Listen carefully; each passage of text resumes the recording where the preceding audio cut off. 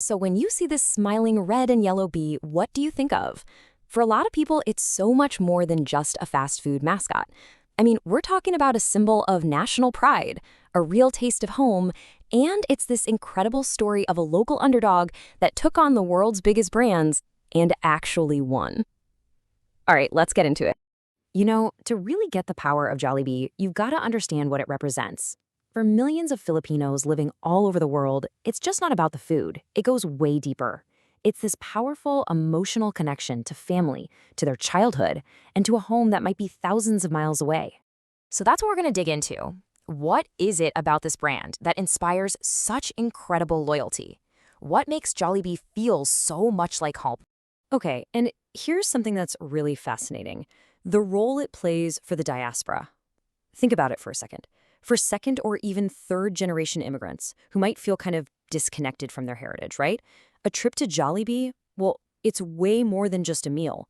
It's this real, tangible, sensory link right back to Filipino culture. So that really begs the question, doesn't it?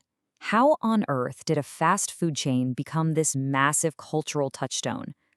And the answer? Well, it isn't just in the recipe for their chicken joy. It's really in the story of a local champion that just dared to be different. All right, to really understand the giant it is today, we have to rewind. Let's go all the way back to its humble beginnings, long before the global fame and this huge expansion. So, Jollibee gets its start back in 1978, and they had this really crucial head start.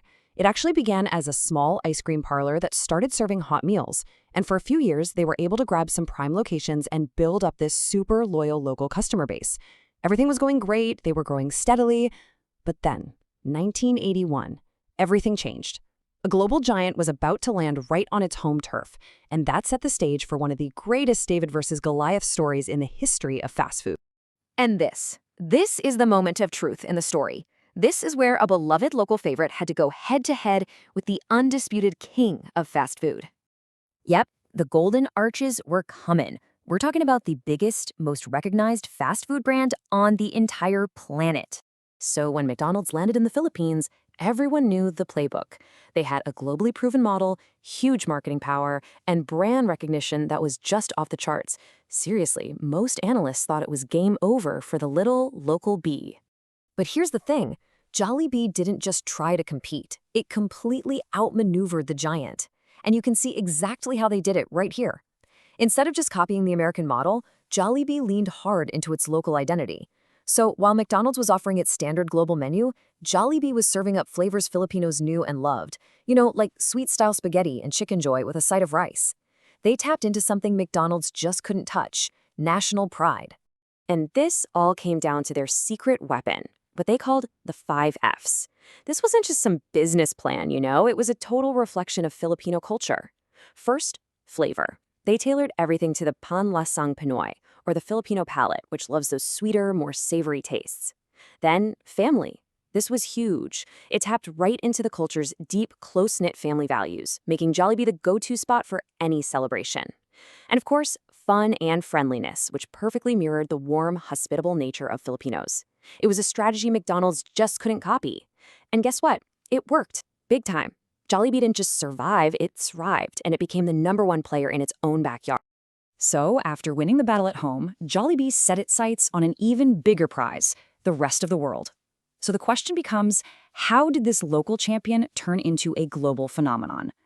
Well, at first, their global strategy was pretty simple. Just follow the Filipino diaspora, give them that taste of home they were missing. But as their CEO Ernesto Tan Mantiang points out, they very quickly realized their appeal was much, much bigger than that. And the results? They are absolutely incredible. Just look at these numbers for non-Filipino customers. We're talking 95% in Brunei, 80% in the UK, and pretty much 100% in Vietnam. This was it. Jollibee had successfully broken out of its niche. They proved they could compete for mainstream customers absolutely anywhere. And that success is reflected in its just jaw-dropping growth. A 51.1% jump in brand value. That makes Jollibee one of the fastest-growing restaurant brands on the entire planet. I mean, that is an absolutely amazing achievement for a company that started out as just a small local eatery. But look, this story is about so much more than just business metrics and market share. Jollibee's success is tied so deeply to culture, to identity, and to this powerful sense of belonging. Which brings us to a much deeper question. Is Jollibee really just a place to get fried chicken and spaghetti? Or has it become something more? Especially for those who are living outside the Philippines. Well, for a lot of Filipino Americans, it plays a really important role. It acts as this accessible, welcoming entry point into their own heritage. I mean, if you're someone who might not know where to even start with Filipino cuisine, Jollibee can be that friendly, easy first step. But there's a bit of a nuance here. While it's a fantastic gateway, there is a risk. The concern is that its huge success could end up oversimplifying what is an incredibly rich and diverse culinary tradition. So it's a great starting point, but it can't be the end-all be-all. And that leaves us with this really fascinating final thought. Jollibee built an entire empire on a powerful sense of home and nostalgia. So as it continues this incredible global journey, the huge challenge is going to be this. How do you innovate and appeal to a brand new global audience while staying true to the very identity that made you a cultural icon in the first place?